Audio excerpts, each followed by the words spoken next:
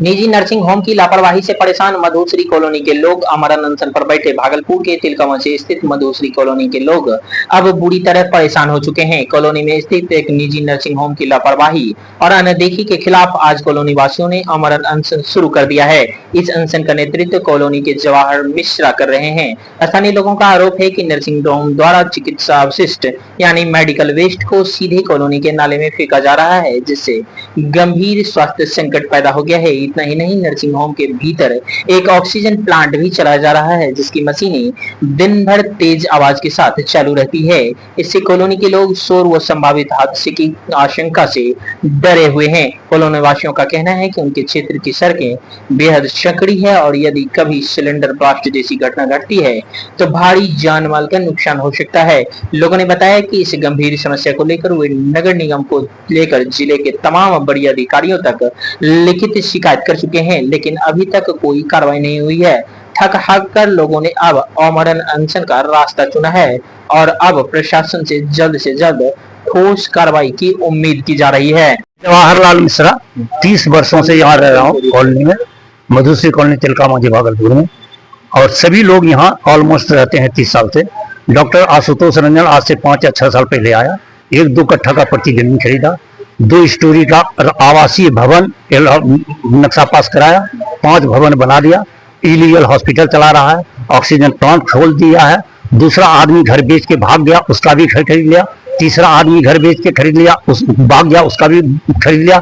चौथा आदमी प्लॉट एक और खरीद लिया, यानी 5 मकान और जमीन ये यहाँ खरीद लिया है। ऑक्सीजन प्लांट इलीगल बैठा दिया है। ऑक्सीजन प्लांट की वजह से हम सो नहीं पाते हैं, कान में बराबर दर्द उठता है, या ऑक्सीजन प्लांट आवाज बहुत जोर करता है, तो ऑक्सीजन प्लांट हटाने का डिमांड करते हैं। ये जो हॉस्पिटल बनाया है, इसको चाहिए कि बायो वेस्टेज जो होता है, सुइया का, दवाई का, रुइया का, खून का, घाव का, वो सब फेंकने की व्यवस्था करें। आप देख लीजिए अपने नजरों से कि सड़कों पर डस्टबिन लगा हुआ, उधर से ज्यादा लोगों को इन्फेक्शन होता है। ड्रेनेज सिस्टम ये अपना कर लें, वो वेस्टेज कहाँ फेंकेगा वो कर लें। इस बिल्डिंग का जो ये बना रहे हैं हॉस्पिटल बिल्डिंग, इसका नक्शा पास नहीं, इसको बंद कर दें और ये ऑक्सीजन प्लांट बंद कर दें। हम अनशन उठा देंगे। अगर नहीं करते हैं तो क्या करेंगे? कंटिन्यू अनशन पे रहेंगे, आमरण अनशन। आपने इस बात के लिए कहाँ से परमिशन? ये हमने चिट्ठी लिखा डीएम को, ये डीएम का चिट्ठी आपके सामने है, डीएम के यहाँ रिसीव हुआ है चिट्ठी। ये एक डीएम को जो चिट्ठी लिखा कि हम अनशन करेंगे, तो ये मैंने 12 मई को डीएम म्युनिसिपल कमिश्नर का मैंने डीएम को लिखा चिट्ठी।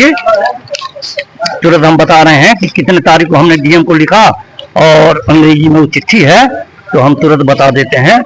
ये अंग्रेजी में चिट्ठी है, 26/5/25 को मैंने डीएम को लिखा कि ये कारण है, आप लोग सुनवाई नहीं करते हैं, मैं आमरण अनशन पर 9/6/25 से बैठूंगा। डीएम के यहाँ 26/5/25 को रिसीव हुआ लेटर, कोई जवाब नहीं आया। मैंने डिविजनल कमिश्नर को दिया उसका कॉपी, वह भी 26/5 को रिसीव हुआ है, कोई जवाब नहीं मिला। उसके बाद हमने एसएसपी भागलपुर को चिट्ठी दिया, वहां से किसी ने नहीं कहा कि आप नहीं बैठिए। म्युनिसिपल कमिश्नर भागलपुर को चिट्ठी दिया, उन्होंने नहीं, मतलब सबको दे दिया, किसी ने नहीं कहा कि आप नहीं बैठिए। तो हम समझे कि हमको बैठना है, हम बैठे। डॉक्टर आशुतोष रंजन द्वारा निर्माण किया जा रहा था, उस पर उनके पड़ोसी जवाहरलाल मिश्रा द्वारा आवेदन दिया गया। आवेदन पर उस पर कार्रवाई करने की मांग की गई थी। इसी संदर्भ में उनके द्वारा अनशन किया गया था और नगर आयुक्त के निर्देशानुसार उनको नोटिस जारी कर दिया गया है और उनको काम बंद करने का निर्देश दिया है। शेष उनको 21/4 को आकर दोनों पक्ष अपने अपने कागजातों के साथ नगर आयुक्त के समक्ष उपस्थित होंगे। जो वैधानिक प्रक्रिया होगी उसके तहत कार्रवाई की जाएगी, ऐसा नगर आयुक्त ने निर्देश देकर मुझे भेजा था। मैंने उनको नोटिस रिसीव करवा दिया। आगे की कार्रवाई आगे की तिथियों पर होगी। किस तरह का निर्माण कार्य चल रहा था जिसके विरोध में अनशन पर बैठे?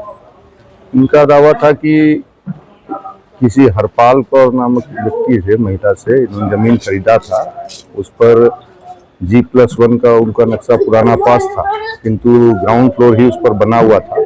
वैधानिक तरीके से तो G+1 का नक्शा पास था और ग्राउंड ही बनाया तो नक्शा इनवैलिड हो जाता है। ग्राउंड के बाद उनको पुनः नक्शा पास करा के भवन निर्माण कराया जाना चाहिए था, किंतु उन्होंने बिना नक्शा पास कराए ही भवन निर्माण प्रारंभ कर दिया। इसी संदर्भ में उनको कार्य बंद कर कागजात प्रस्तुत कर वैधानिक तरीके से नक्शा पास कराने। मेडिकल वेस्ट का भी बात आ रहा है सामने की।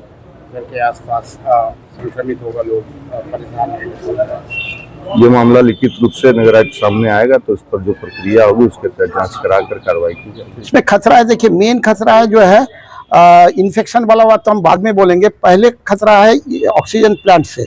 ऑक्सीजन प्लांट यहाँ दिन भर रात भर चलते रहता है, बच्चा सब गली में कहीं खेलने का जगह नहीं है, तो यहीं पे छोटा छोटा बच्चा सब खेलते रहता है और जो है हम लोग छोड़ देते बच्चा को खेलने के लिए। अगर किसी भी समय कुछ हो जाएगा तो यहाँ कोई बचने का कोई रास्ता है नहीं, क्योंकि गली एक साइड में बंद है, एक साइड में ओपन है, तो अगर बीच में ही पड़ जाता है तो इधर कुछ हो जाएगा तो उधर कैसे भाग के जाएगा। डर बना रहता है, एकदम डर बना हुआ रहता है।